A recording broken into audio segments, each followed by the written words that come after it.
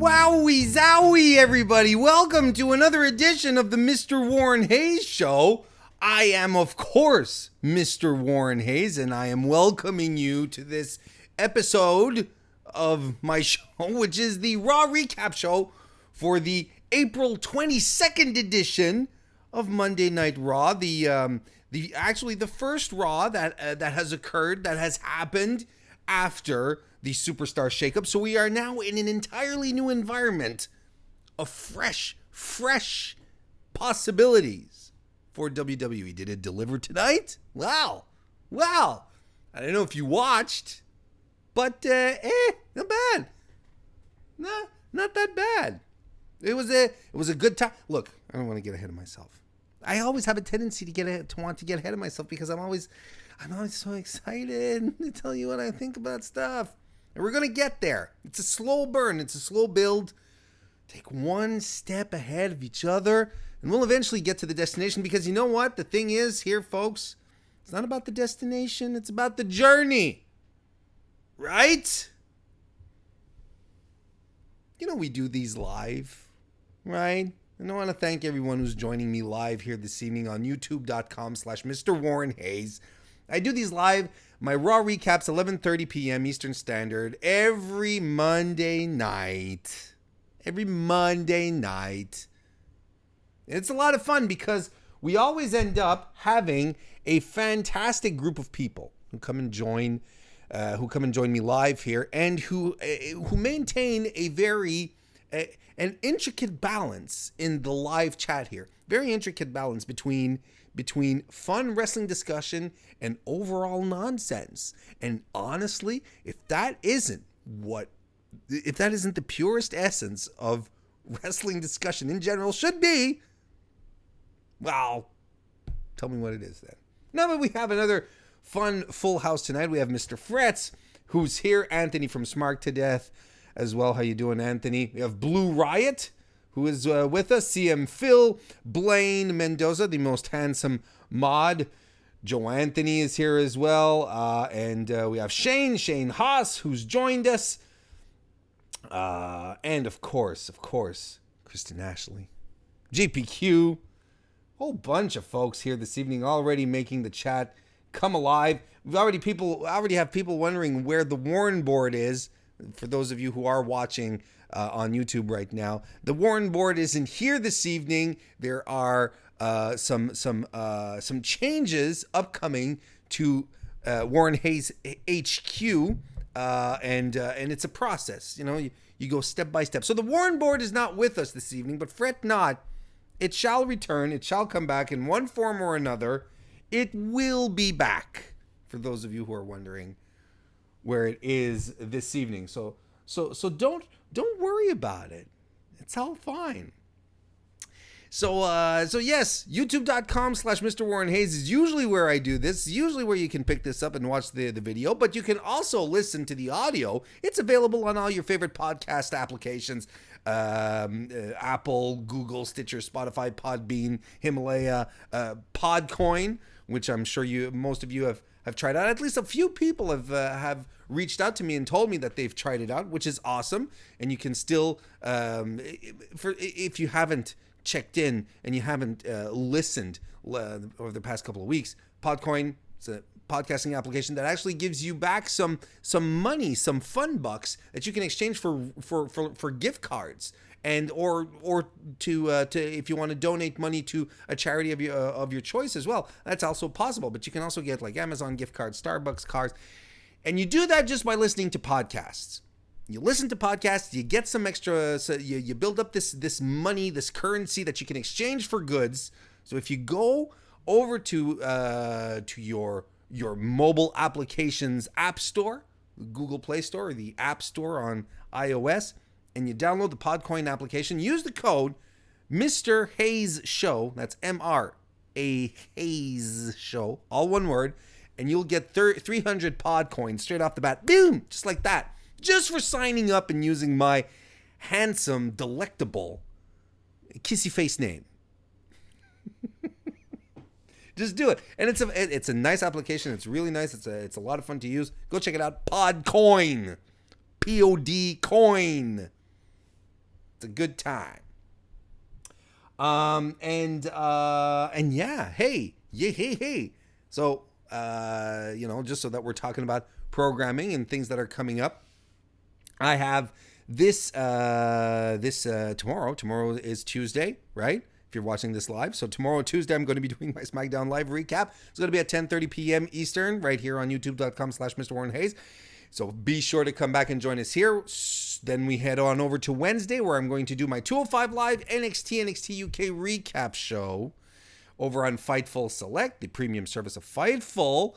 Fightful.com, your premier combat news sports website. Fightful Select is for members only. I do a members only podcast there, but I'm not alone. Sean Rossap does member only podcast. Steven Jensen does member only podcast, where Steven covers non-WWE programming, Ring of Honor, Impact, NWA, New Japan. It's all there. He covers all of that great, fantastic stuff. And then I do a few things there. Do some retro reviews. You go check it out. FightfulSelect.com. You can you take a look at the tiers that are available to you.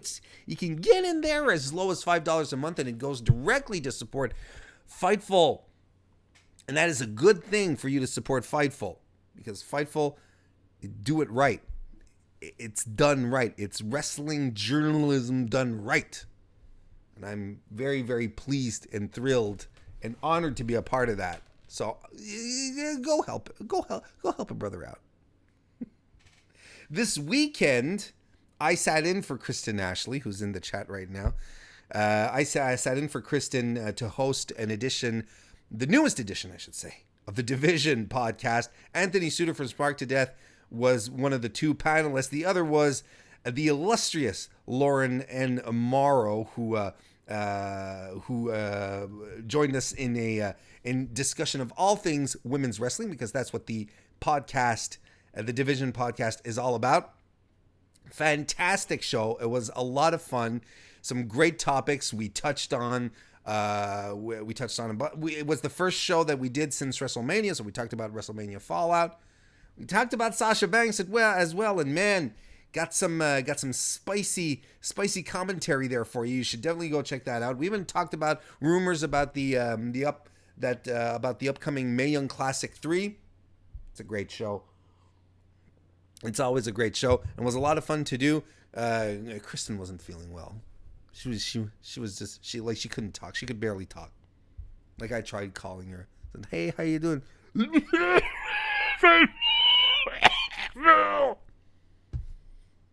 I'm thinking, you want me to sit in for the podcast, Kristen?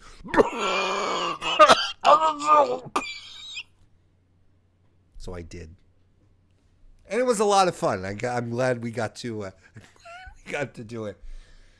Oh, I haven't heard the end of that now.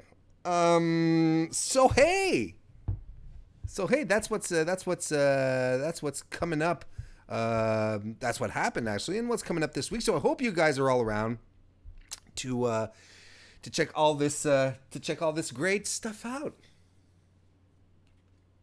All right, so let's jump in. Let's start this one off. Let's get right to it. We're gonna start by talking about the start of the show, where Triple H, Hunter Hearst Helmsley, comes out to the ring, and he's immediately followed by Seth Rollins, the Universal Champion. They share a bit of a stare and then a handshake. You know, they put over the history between them both, but without actually going all out and like, oh, you know, it was enough. It was nice. Seth's happy to be in his home state of Iowa. He's even wearing a very apropos t-shirt written Iowa Zone with the confusing logo that he has. Triple H says, "Seth, at WrestleMania, you walked in a King Slayer, and now you are a Beast Slayer." And he says that Triple H says, "You stomped his bucket head 3 times." They really do. They really want the audience, make the audience. Everyone wants to make sure that everyone hates Brock. Make sure that gets across. And the crowd is really hot for Seth. But then what are you going to do? It is his stomping grounds. And Triple H is having a hell of a time trying to cut his promo. And he says, now the whole world is gunning for you, Seth Rollins. Now we have to do something to sort of fix this up. So we're gonna have a tournament tonight. We're gonna have a tournament to decide who's going to be your opponent at Money in the Bank. He says we're going to have 2 triple threat matches, and the winner will compete in the main event. The 2 winners of both triple threats will compete in the main event this evening and will face Seth for the Universal Championship at Money in the Bank. And that brings out Samoan Joseph, who comes out and he says, you know, our girl Becky came up with a great concept. Have walking around with 2 belts, and he says these shoulders are wide enough to carry another one, specifically yours, Seth. Then Mysterio, Rey Mysterio, his music hits, and he comes out and he says he's not content to hang out and drop knowledge backstage. He's here for Seth versus Mysterio. Then out comes Drew McIntyre, and he says the only reason he's not champ is because Seth got to Lesnar before him. Then The Miz comes out. He says he's not the same man he once was, and he can't think of a more must-see match than Rollins versus Miz. Then Baron Corbin comes out. And he says, you may have slayed the beast, but I defeated a legend, a gold medalist. Then AJ Styles comes out. He interrupts and says he's ready to give the WWE Universe the match that they want. And so basically everyone's in the ring. It was just like, let's get everyone in the ring, and that leads us into our first match of the evening, which was AJ Styles versus Samoa Joe versus Rey Mysterio Jr. There's no Junior, but I mean, he'll always be Junior in our hearts, won't he? He will. Joe starts off really fast and he gives a headbutt to Rey, then kicks AJ down, and Zaguri by Rey Mysterio follows. And AJ Styles whips him hard into the corner. AJ pops Rey up, who Hurricane Rana's Joe out of the ring. That was a nice little spot there. Styles and Rey trade some back and forth. Styles hits a backbreaker on AJ. Hits a sliding knee on the apron to Joe's head, who is walking on the floor on the outside. Then Styles hits another backbreaker, an even bigger one on Rey this time. Covers him but only gets 2. Rey flails out of the Styles clash and Canadian destroys Styles for 2. He whips Styles into the ropes and Joe does, and hits a huge elbow. A huge elbow that Styles sells like he's been struck down by lightning. It was fantastic. Joe just tosses Rey to the outside, but tosses him by sliding him under the bottom rope. And he sort of looks at Rey go. I like that little moment. He tosses him out, and he just stands there looking at Rey. He looks down at him, and he's got a smile on his face. I don't know how impromptu that was, but I think he legitimately enjoyed that. He hits a Uranagi on Styles from the corner, covers him, but only gets 2. Back from commercial, Joe hits a spinning scoop slam that nails Rey nice and proper, covers him by 2, but only gets 2. Some strikes are traded between AJ and Joe. From AJ and Joe, a flying kick by Styles follows. He covers, but Rey comes in to break it up. Rey goes for the 619 on Joe, but instead he hits a corkscrew plancha over to the floor because Joe avoids the 619. Rey goes up top. AJ follows. Some shenanigans on the top rope ensue with Joe, and Joe hits a double back body drop on both guys. That was cool. A nice throwback to some early Joe work. That was fantastic. Back from commercial, because it's still going. Joe lariats the hell out of AJ Styles, covers him, but only gets 2. He goes after Ray. He sets him up top on the top rope. And instead, he eats a seated senton by Ray. There's this bit of a strange move. Not sure I caught it properly. Commentary, basically Ray is up on Joe's shoulders, and it looks like he's eating a Samoan drop, but commentary puts it over like Ray pulled off some kind of counter. I didn't see it properly. It really looked like Samoa Joe just hit a Samoan drop, and that was that, but maybe I missed something on that one. Joe then picks up Ray, and who reverses out of Joe's arms with a tornado DDT. 619 follows, but Joe moves out of the way, and Coquina clutches your boy Ray. AJ goes up top to try the phenomenal forearm, but he gets clutched as well.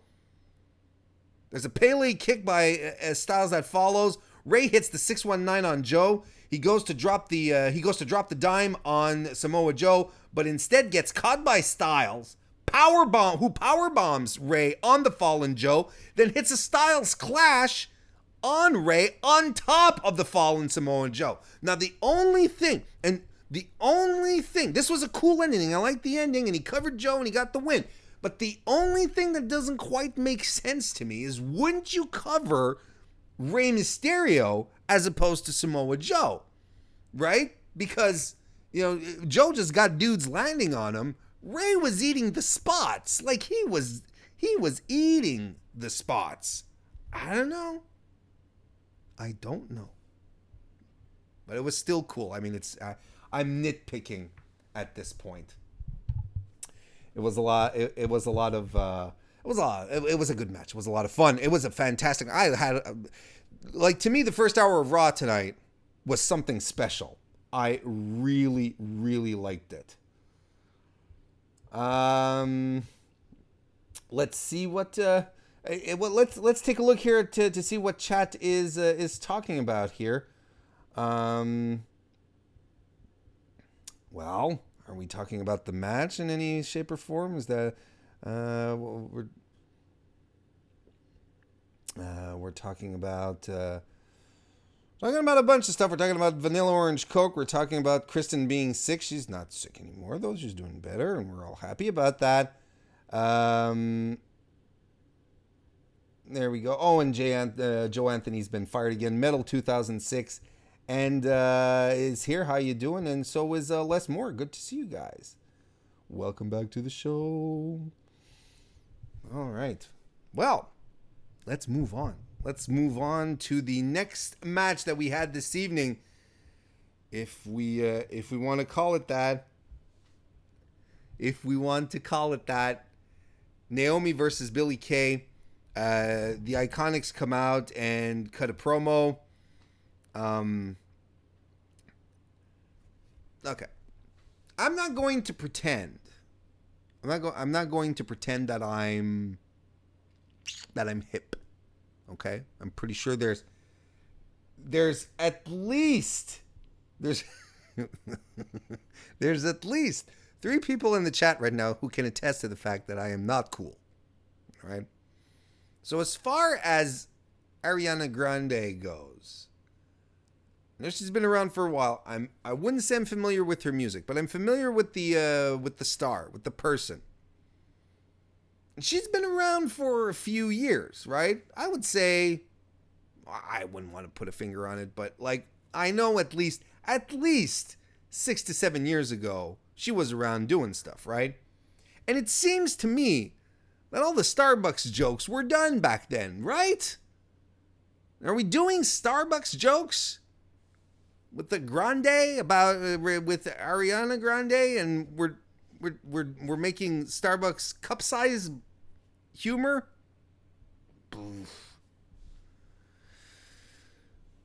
Yeah, that it felt a little dated to me. So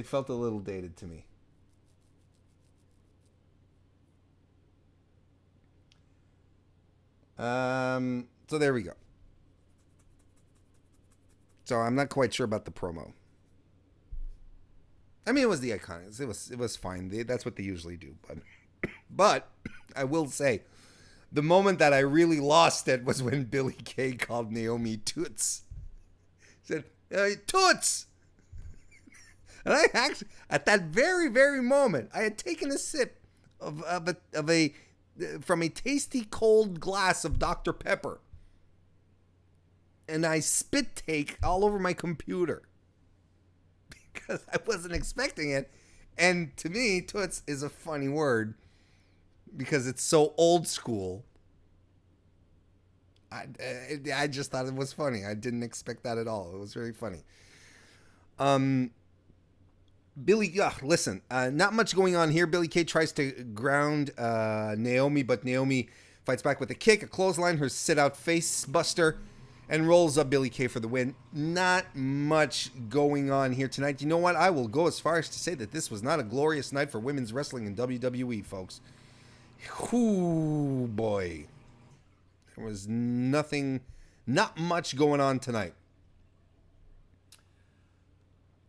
All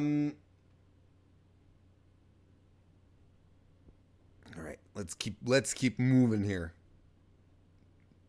We get our second triple threat match for this mini tournament they have going on. The Miz versus Baron Corbin versus Drew McIntyre.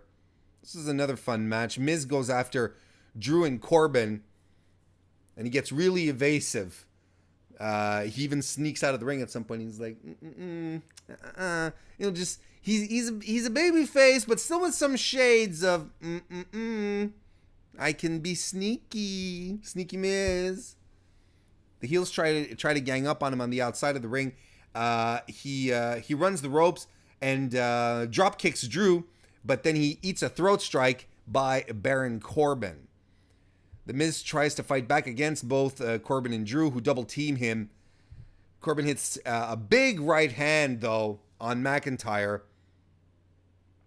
He heads out of the ring with the Miz, drives him into the barricade. Miz tries to fight back, but he gets mowed down from behind by McIntyre. Back in the ring, McIntyre hits a brain buster, covers Miz, but only gets two. They call it a suplex, but he lands a little bit on his upper shoulders. Like, it's not quite a suplex. Or maybe if it is a suplex, he's messing it up a little. He's not landing as flat. It feels more like a brain buster, what Drew is hitting. Drew kicks Corbin out of the ring. Goes back to work on Miz because the heels here, they're not getting along anymore. That ship has sailed.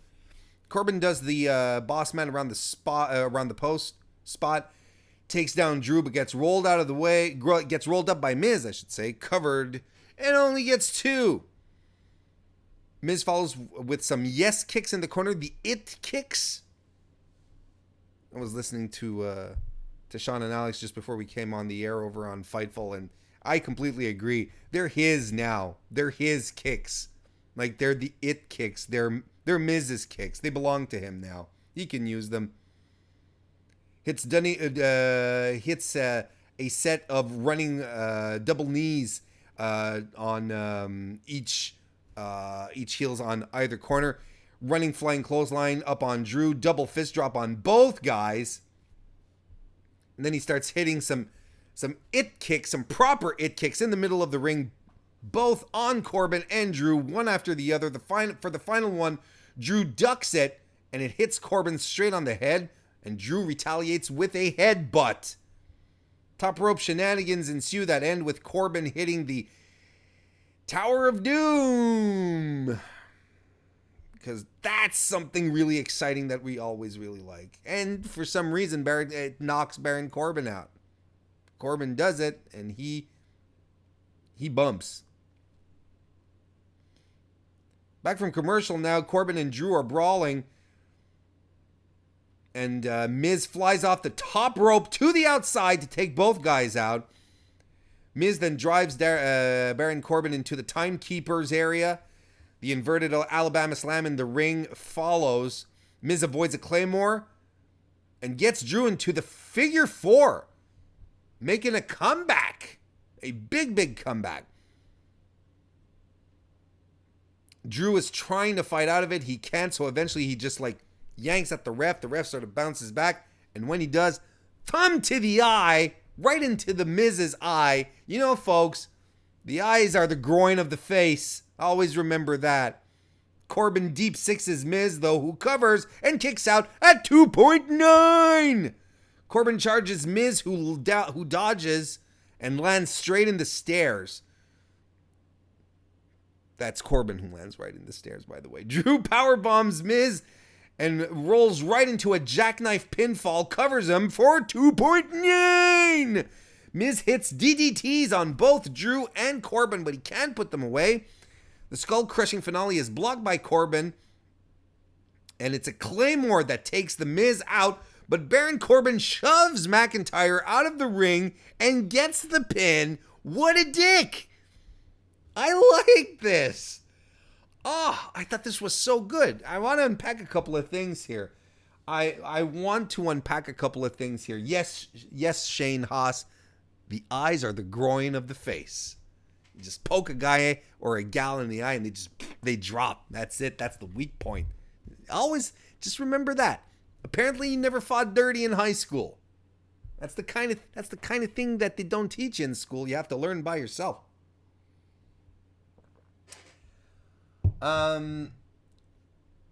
So basically, okay, so first and foremost, I'm really liking babyface Miz. I got to tell you guys, I'm really into it.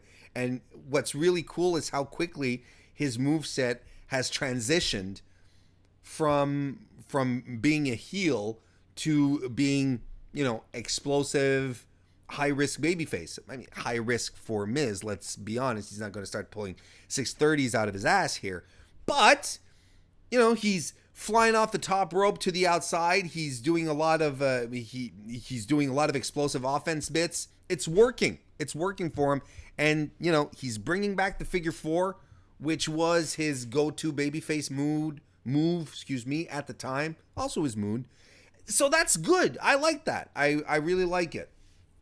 I am 100% okay if Baron Corbin, if because of this match, Baron Corbin and Drew McIntyre never speak to each other again, and therefore never have to team with each other ever again.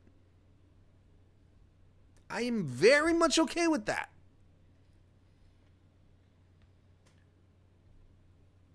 And here's the other thing.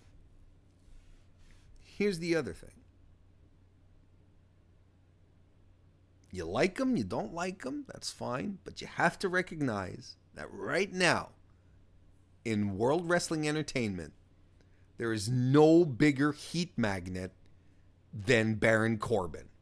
There really is no one else who attracts this kind of vitriol, not only from the audience, but from fans online who are like, no!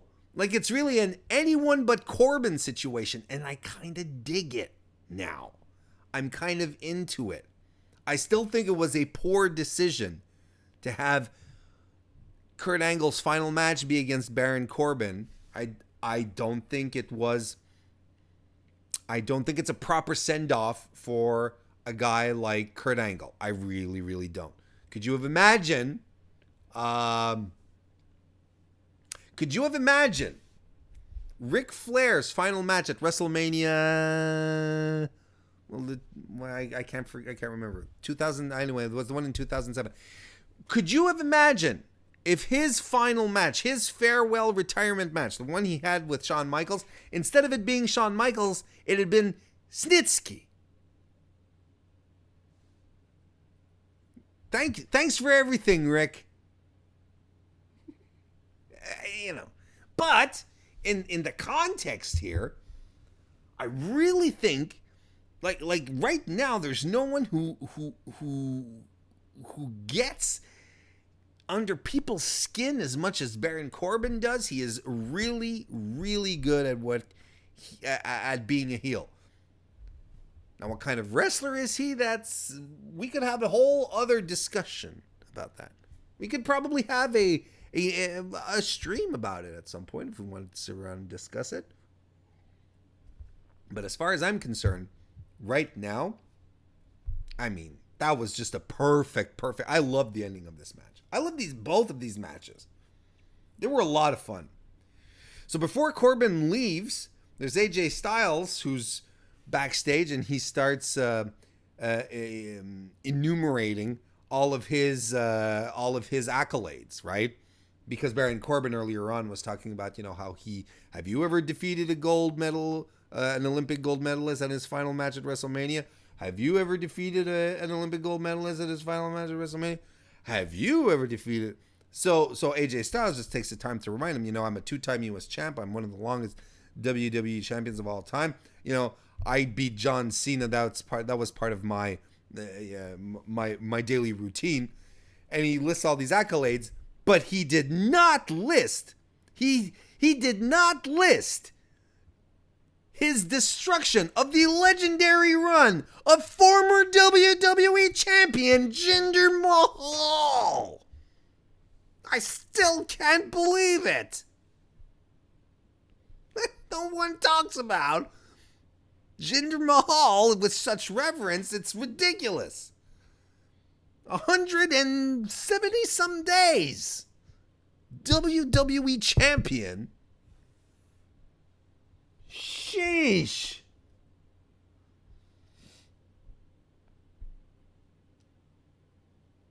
In the chat here, we have people saying, we have Shane Haas saying Corbin is the heel none of us deserve, so underrated. Let's not get excited here. I mean, his character is fantastic. We could talk about his skill set for another time. Joe Anthony says it's not fair that Corbin has 2 great finishers in the End of Days and the Deep Six. And the Deep Six, man, it looks really, really good. Like, he delivers that precisely, spectacularly every time. It suits him so well. They're so good.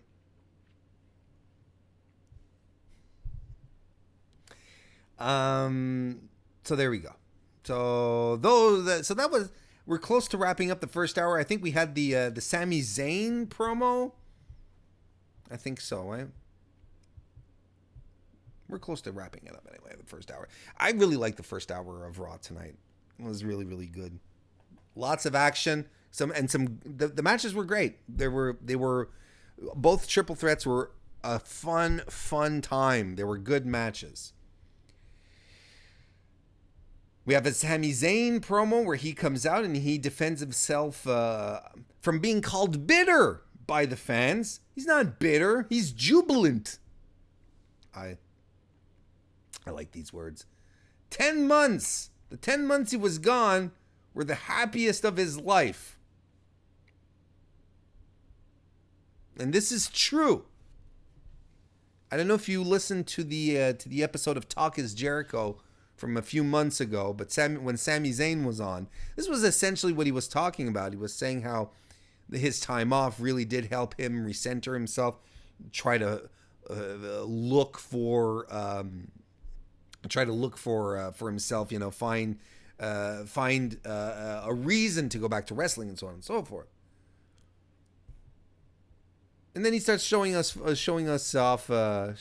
pictures from his Instagram, hiking in Switzerland, standing by the fjords in Norway, standing next to a castle in Scotland, and he says, that he was living the good life, and as my life was returning to WWE, I started to feel anxiety again. What was making me sick? Was it the corporate structure? Was it the egomaniacs backstage? No, the problem was each and every one of you. Okay, we get it, Sammy. We get it. The you people promos are okay.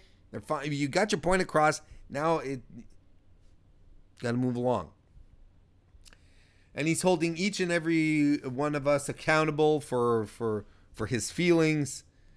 And he says, you all could just take a trip. You could all just take a trip if you wanted to.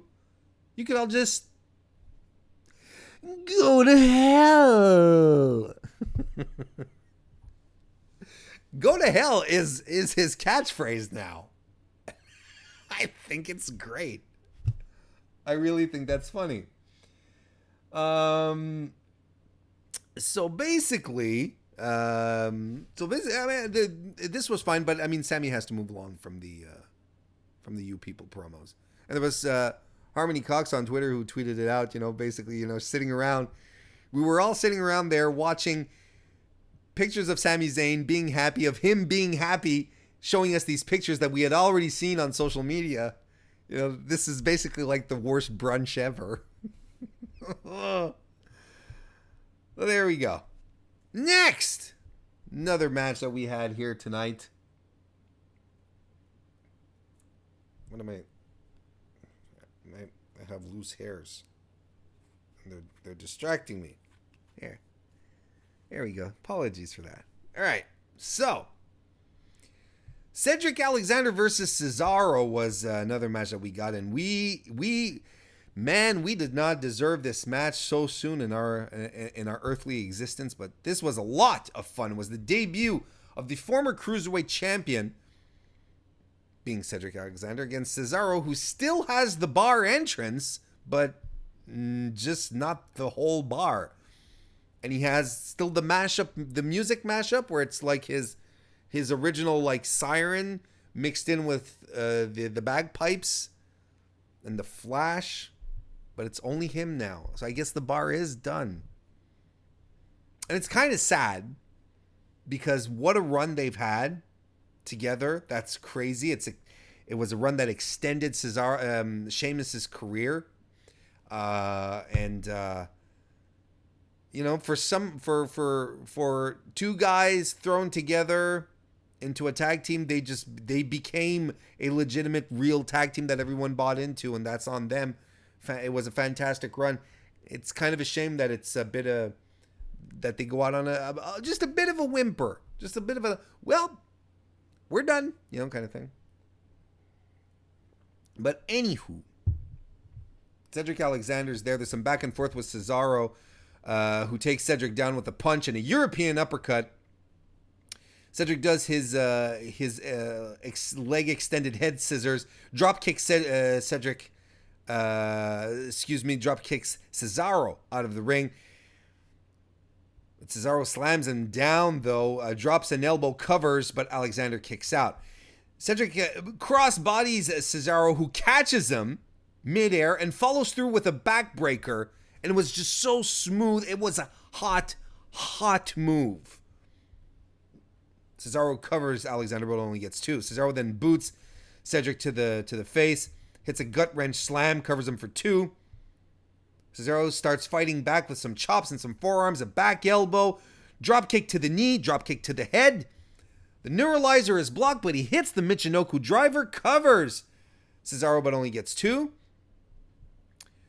Alexander flying kicks Cesaro to the floor, hits his Tope con Hilo onto the floor.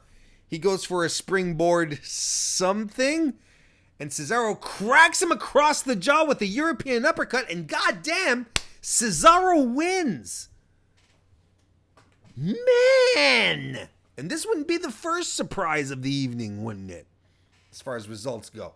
Look, if you're going to split the bar up, and you're going to put Cesaro like officially back on singles, yes, give him the wins, give him the push, make this guy back into what you wanted him to be.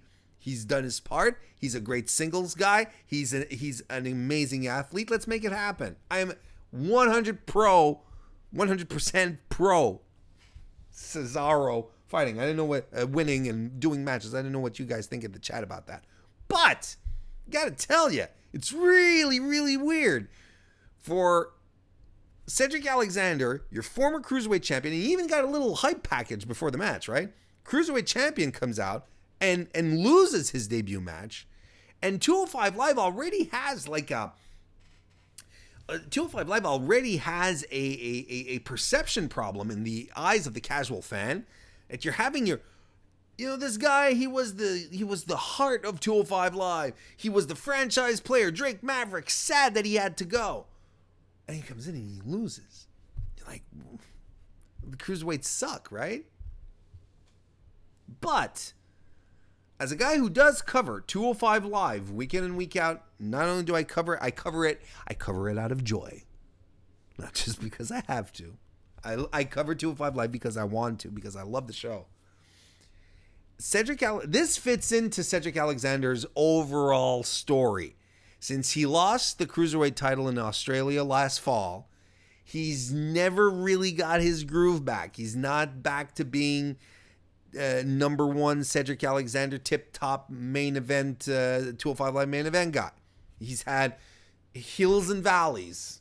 A few hills, a lot of valleys. He wasn't able to get back into top form. So is this a continuation of that? To me as a 205 Live viewer, this kind of makes sense. Man, poor Cedric.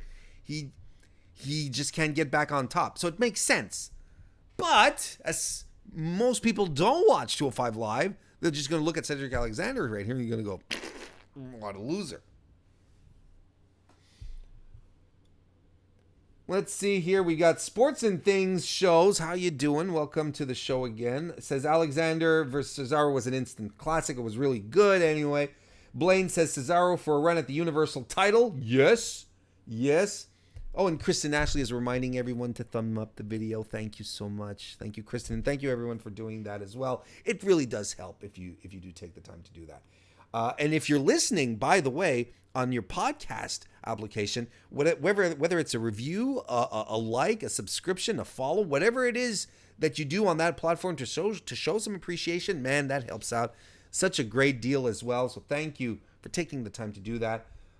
Joe Anthony says 205 Live is the real A show. Fight me. Yeah, it's pretty good. Les Moore says, Claudio Cesaro has been among my favorite wrestlers for probably 15 years. Don't we all sort of think back at his NXT days with a tad of reverence? Man, those were some fantastic, fantastic moments. He's an incredible all-around wrestler.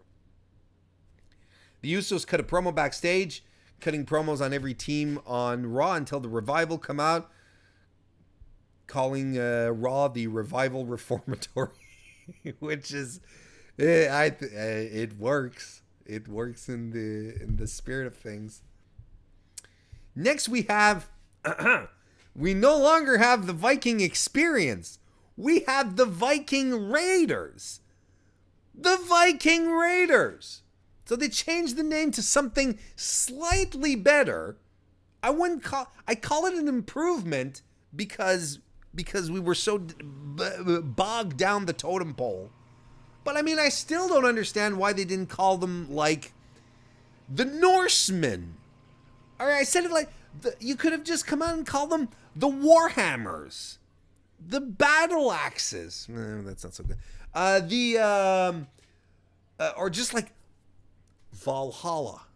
Not like a the or plural, just Valhalla. The great conquerors who have returned. The great conquerors who have come back from the dead. Nothing silly like that. But, or the Hall of Warriors or some shit like that. The Viking Raiders isn't so bad, but still not my first choice. My first choice, what my first choice would be? War Machine. God damn it. God damn you, Marvel Comics, and goddamn you, UFC fighters who beat up their girlfriends and go to jail because of it. I'm not mad because they went to jail. I'm mad because they burnt the name War Machine by doing inane shit like that. Just to be clear. Anyway, so the Viking Raiders are fighting all three members of Lucha House Party. Funny how we made a big deal out of Mustafa Ali coming up from 205 Live, making a big deal out of Buddy Murphy and Cedric Alexander coming up from 205 Live, but Lucha House Party, nope, not the same type of welcome that they got or that they're getting. Anyway, the Viking Raiders go right after LHP. Even before the bell rings, the luchadors are still doing goofy shit in the ring, and Eric double slams Kalisto and Melik.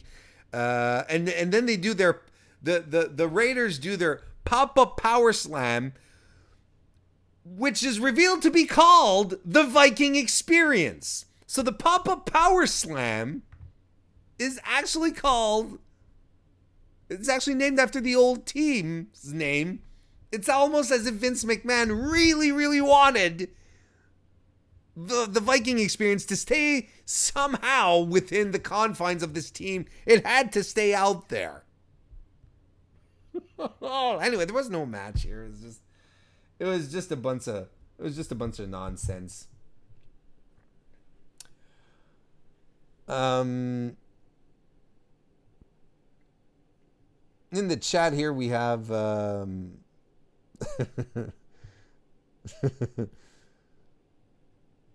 Anthony says, speaking of their finisher, are they not doing Fallout anymore? Maybe not. Maybe this is just a transitional thing. I hope they keep Fallout because it is much better. The pop-up power slam feels more like a transitional move. Anthony says, at least Lucha House Party jobbed. Sports and Things show says fist wagging Warren is a meme. There's a lot of things I do that are meme-ish. Les Moore says Viking Raiders sounds like a bad Sunday night football game.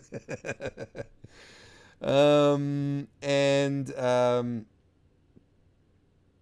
Phil says Gallus, talking about the stable over on NXT UK. Gallus is cool because it's simple, the name. Imagine if we got the Glasgow experience instead, which is pretty funny. And J King says, by the way, hi J King, if Fox wanted Latino talent, why TF didn't they move the Lucha House Party over there? Well, because there is a rumor that they wanted Andrade back on, that Fox wanted Andrade on SmackDown for the Latino crowd. Why didn't they want Lucha House Party? Because they're not booked well. Meanwhile, backstage, Hawkins and Ryder cut a promo on the Vikings, calling them big woolly mammoths and doing all sorts of other references. Becky Two Belts comes out for her match against Alicia Fox. She cuts a promo in the ring, saying that she didn't have to wait long to find out who her challenger was going to be, and that challenger was going to be Lacey Evans, who sucker punched her. But Becky Lynch is not above sucker punching. She says, I don't mind a sucker punch. I'm okay with a good sucker punch. I've delivered sucker punches before. She makes she says, she's made a career slapping bleached blondes around. Talks about beating up, talking about slapping bleached blondes who curry favors from management, if you know what she means. She's a new version of an old approach, talking about Lacey Evans. And that actually brings Evans out. She has a microphone. She says she doesn't understand why Becky is like this. And she says at Money in the Bank, she will show the man how to respect a lady. Becky says to not take her happiness for contentment, and that she's ready to slap the head off her shoulders. And then we get Alicia Fox out for the match. That starts off with a nice side headlock takedown by old Becky. Fox tackles Becky down, but Becky slides out for the pin. Look, I'm going to be frank with all of y'all. This was not a good match. Alicia was a couple of steps behind here. There was a really messy spot where she got Lynch up into she ended up in some kind of pile driver position, and just sloppy as Becky tried to get the disarmer on her, and she tossed her to the outside. But when she tossed her to the outside, Becky just laid in a hell of a gut punch.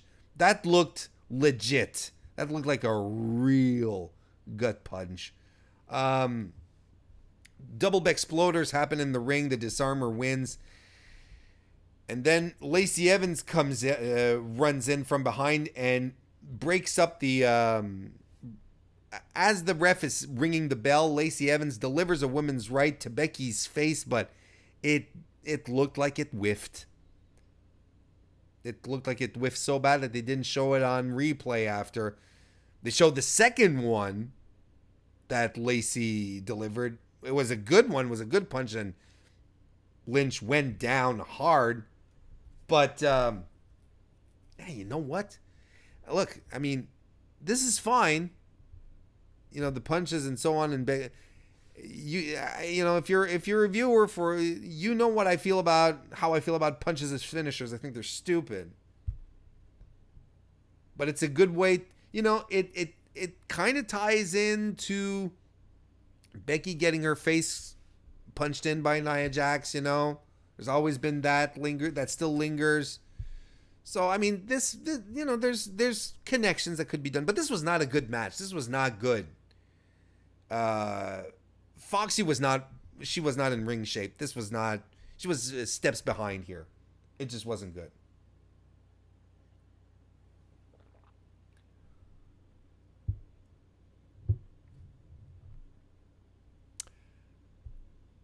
Next, we have Baron Corbin cutting a promo about, you know, how everyone thinks he's undeserving, blah, blah, blah. He kind of running through the motions here on this one.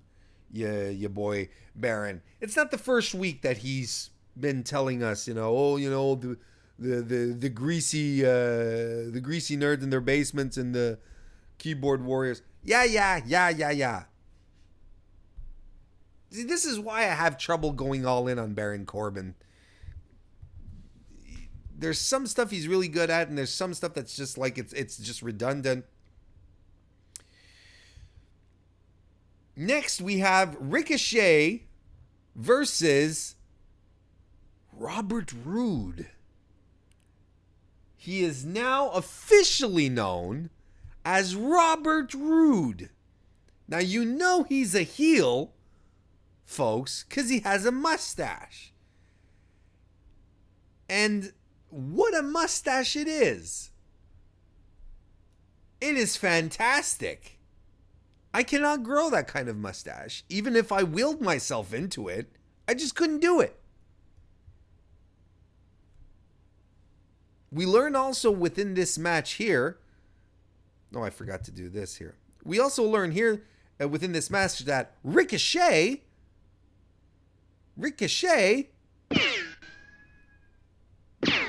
is officially on Raw. They've added more sound effects to his entrance now, which is ridiculous. Like, they have the original Ricochet gunshot from when he actually comes to the ring, and then when he does his face reveal, that's not really a face reveal because he doesn't have like a full hood over his face. You know, he's just wearing a hoodie and he sort of pulls it back or whatever. And then they do another gunshot thing. I'm like, this is dumb. This is really stupid. It's just comical. It doesn't add anything. It distracts. It's so distracting and stupid.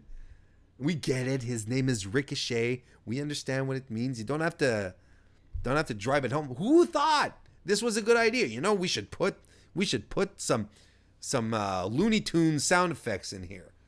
You know, be very, very quiet. I'm hunting wabbits. You know, it's dumb. It's so stupid. Anyway, before the match, we get Robert Roode, who cut a promo earlier on WWE.com. You could have probably seen it out there on Twitter earlier today. He basically saying that he dumped 150 pounds of dead weight, talking about Chad Gable, right?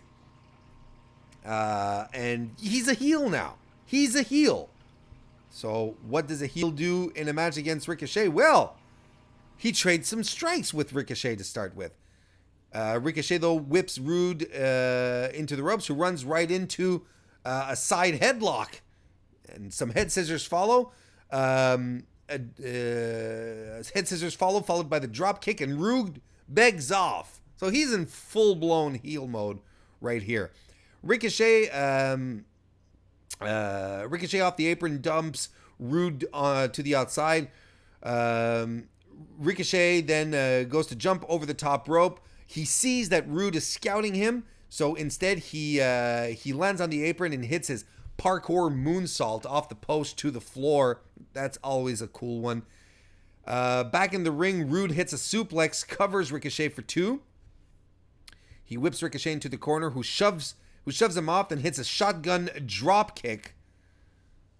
There's a Hurricane Rana by Ricochet that follows, a shoulder to the midsection. Rude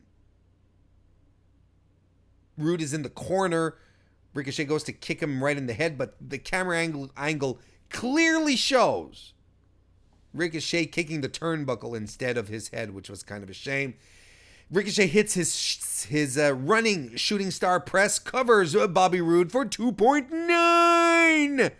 Ricochet blocks a German suplex. He rolls Roode up for 2. He gets back up and walks right into a big spine buster by Roode, who covers Ricochet for 2.5.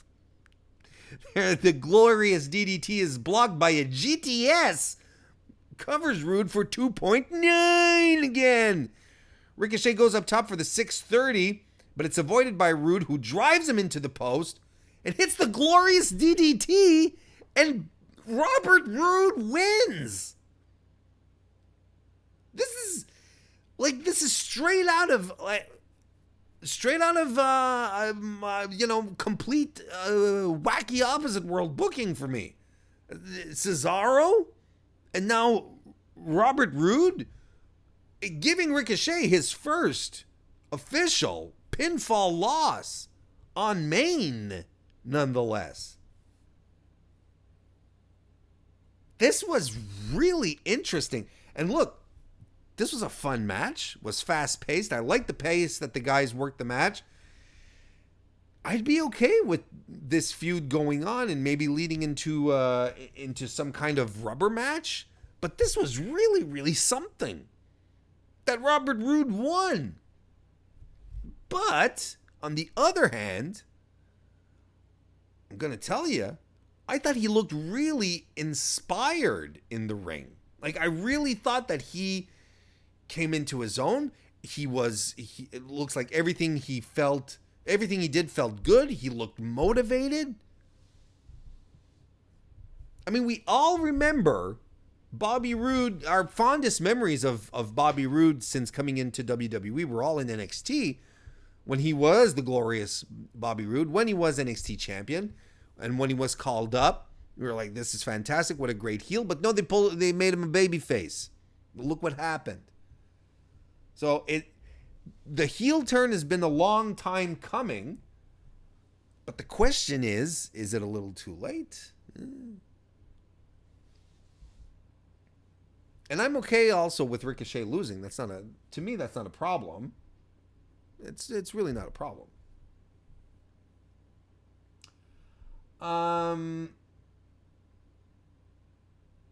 Jay King says, I liked Roode getting a win, but over Ricochet, which is it is a good question. Joe Anthony says, I'm okay with Ricochet losing. Roode needed the win with the character change, and one loss shouldn't hurt Rick too badly. I agree. CM Phil says, I thought it made sense because there aren't many heels on Raw. They needed to give Roode and Cesaro some credibility. Kristen Ashley says, Roode's intro song is definitely a heel song. It definitely is. There's someone backstage who just thought it got the crowd excited, so he should be a babyface, but ugh. Ooh. Next we have something that came out of absolutely nowhere. And I had bitched earlier in the evening because we had seen once again the creepy house of toys, the doll house and the rocking horse and the spooky doll. We had seen all of that. And I had tweeted out, I had said, you know what?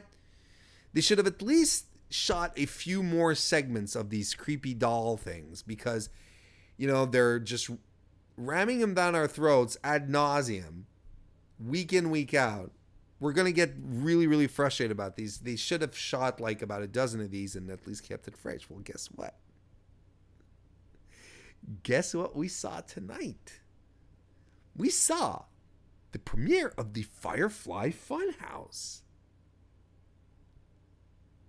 with Bray Wyatt coming into a a well-lit, beautiful, childlike environment, a house, like a playhouse, dressed in a nice red woolen sweater, nice slacks, his hair all bundled up.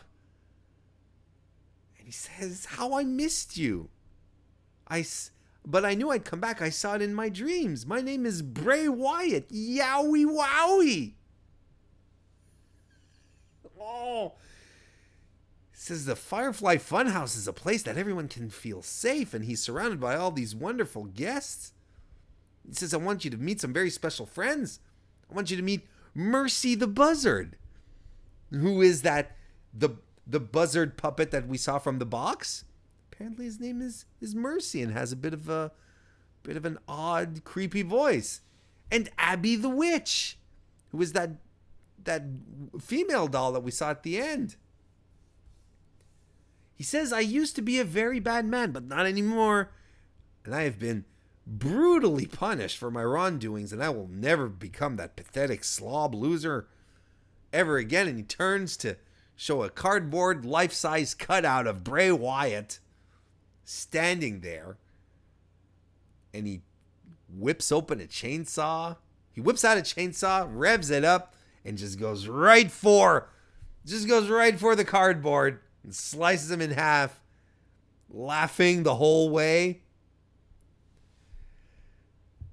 So in this environment, in this kids show, Bray he's smiling.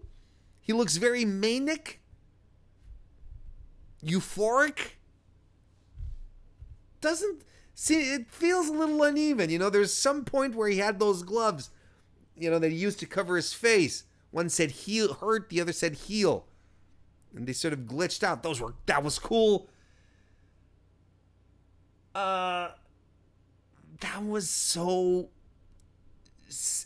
It was so perfectly weird that I am 100% into this. I can get behind saccharine, euphoric, insane Bray Wyatt here. And I like where this is going. You know what this reminded me of a little bit? And I don't know if you guys have ever seen this you should go check it out on YouTube.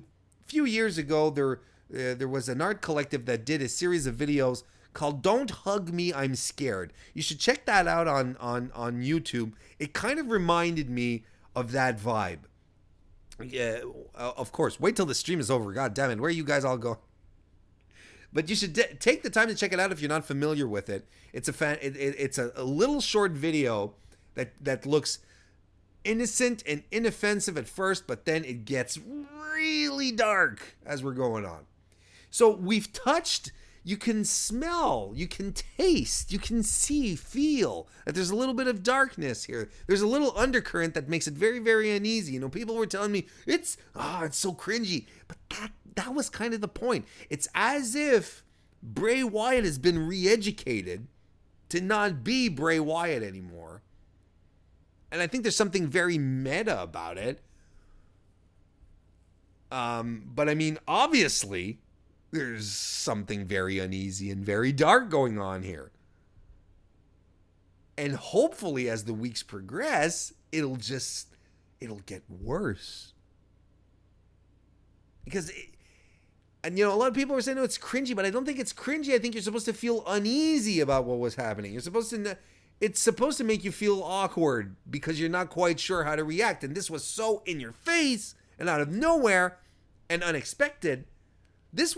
I thought that this was well done. And they had to do something else with Bray Wyatt. Right? Right, chat? Right? They had to try and do something else with him. They couldn't just go back to the typical Wyatt well here. It just wouldn't have worked. It just would not have worked. Whether Bray came out with his floral Hawaiian shirts or with his with his long aprons, or towards the end with his massive dreadlocks and torn up jeans. They had to try something to completely break the character apart. I'm personally, I think I am more than giving them the benefit of the doubt here. I'm into this. I can buy into this. I'm okay with them trying this out with Bray, and we'll see where this goes. But I am intrigued, and that is, and look, I've always been a big Bray Wyatt guy. I have been a huge Bray Wyatt fan. Always thought he's been treated dirty. Hopefully they've latched on to something here. I'm for it. I am really looking forward to see where this is going. I don't think Les Moore liked it. I don't think he liked it. There's a lot of reactions in the chat here. Sports and Things says, this segment was confusing, but is willing to give it a chance. Kristen asks, will Nikki Cross come out and play? That's always something that's been rumored and that a lot of people were actually expecting out of the doll thing. Bob Aruski says, whoever wrote this segment should be tested on the wellness policy. I really like this. I'm telling you guys, I really liked it. Jay King says, when he pulled out the chainsaw, I died laughing. That was kind of the joke here. Mario Rocha, by the way, hello and welcome, says that he loves the new Bray thing, whatever it is. Joe Anthony Myrick says that he just realized that the hurt heel gloves may be a reference to Night of the Hunter. And now I love this segment even more. Mr. Fretz even says like a two-face flip coin. Song of Healing and Majora's Mask as well. Those could also be references. Shane Haas says Bray's the future. And Kristen says WWE will kill this segment and Warren will be mad. That's a very strong possibility. If they mess this up, I'm going to do a stream just to vent on this. All right, AJ Styles versus Baron Corbin was our main event tonight. And here's the thing, I think it's hilarious that Bray Wyatt was trending worldwide. Like they started trending in the United States. Then it's trending worldwide, and I think that's really funny because everyone was like, "What the fuck with Bray Wyatt?" That's fantastic. That's fantastic. I'm really into this gimmick. Can't wait to see where it goes. All right, AJ Styles versus Baron Corbin starts. It's your main event. It's your finals to determine the number one contender for the Universal title. AJ is sticking and moving against Baron Corbin to begin with because he's smaller than Baron. He's going, is getting a couple of shots and kicking him in the legs. Finally, he being AJ Styles, gets taken down with a big right to the jaw off of a springboard. Something that he was trying to do. Corbin then continues to ground Styles, but Styles fights back with by clotheslining Corbin over the top rope. He goes for a springboard plancha, but lands on the apron because Corbin saw it coming. And as he lands, Corbin sweeps the legs out of under AJ Styles, and he lands on the apron. They battle on the outside for a bit. Back from commercial, Baron Corbin has that main event cravat locked in nice and tight. That's how you main event WrestleMania right now. Spinning, throwing slam by Baron Corbin. Covers Styles for 2. We get some top rope shenanigans that end with Styles crushing Corbin's face against the top rope. But Styles hits a combination of strikes. But Corbin grabs him by the throat and choke slams him and into a pin. He rolls him up again, but he being AJ Styles gets out of the pinning predicament and rolls Corbin up into the Styles Clash. But you know what? Baron Corbin, he's just too tall for a Styles Clash. That just does not work. Corbin does the Bossman post spot again, and AJ Styles hits a Pele kick that whiffs. But Corbin, being a nice guy, sells it nonetheless, even though it was a little stupid. However, Corbin does hit a deep 6 on Styles, and man, I think he got an extra revolution on that one. Styles eventually gets the calf crusher in on Corbin, but Corbin fights out of it. He's favoring his leg. His leg is hurt. AJ avoids a top rope elbow, and hits, the phenomenal forearm for the win. So we are getting AJ Styles versus Seth Rollins at Fastlane. You want to hear a controversial opinion? I'm not sure that's the right call. I'm not sure that's the right call. I was telling you guys earlier, I really think that Baron Corbin is a heat magnet right now. And there were rumors going around over the past 18 hours or so that the planned main event for Fastlane, not Fastlane, what am I talking about? For Money in the Bank was Rollins versus Corbin, and people were up in arms about it. But you know what? After what Corbin did tonight, how he sneaked his way out of a win, how he's just able to get nuclear heat the way he does, I would have given Seth Rollins a proper first defense against a guy who's just credible enough that you want to see him get beat up by Seth. Give Seth a surefire win, something that'll just let the audience go home happy. It would have been perfect for his first defense. Styles versus Rollins? That's a SummerSlam kind of main event, wouldn't you say? I would have drip fed that one a little down the road. Tease us, get us over to SummerSlam with that. I honestly thought, I tweeted it out at the start of this match. I was like, you know what? I kind of want Corbin to win now.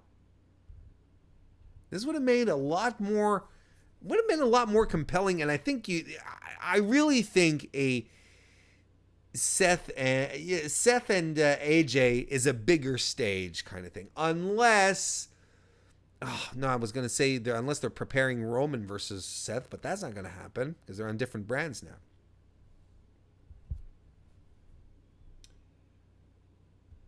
See, Kristen Ashley in the chat, she says as well, I actually expected Corbin to win this.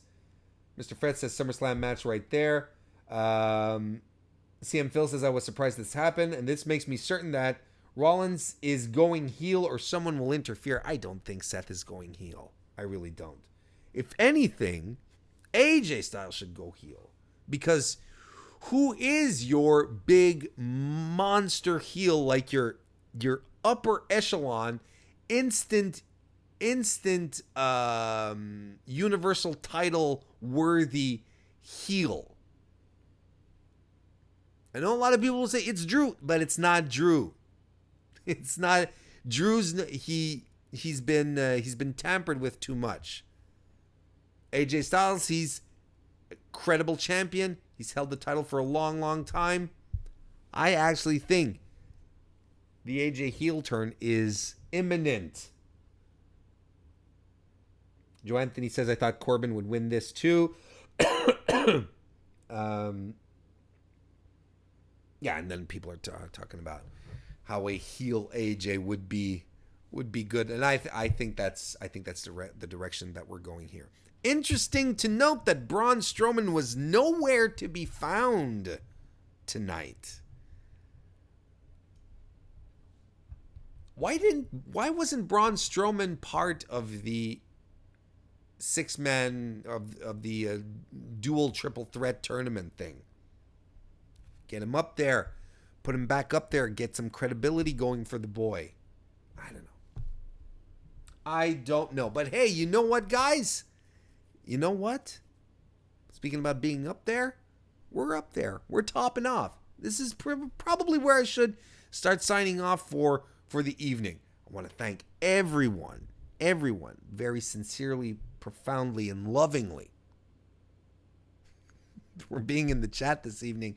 Coming to join me live here on youtube.com/Mr. Warren Hayes. If you're watching this on the replay, I appreciate you just as much. It's so special that you've decided to let me into your mind space. I really do appreciate it. And if you're watching this on YouTube, do think about giving a thumbs up on the video.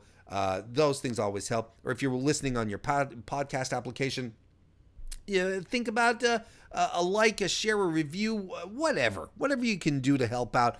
Every little bit helps out tremendously. Remember to come back tomorrow, ladies and gentlemen, folks and gals and guys, for my SmackDown Live recap show, 10:30 Eastern. I hope you be there. And in the meantime, we'll see you next time.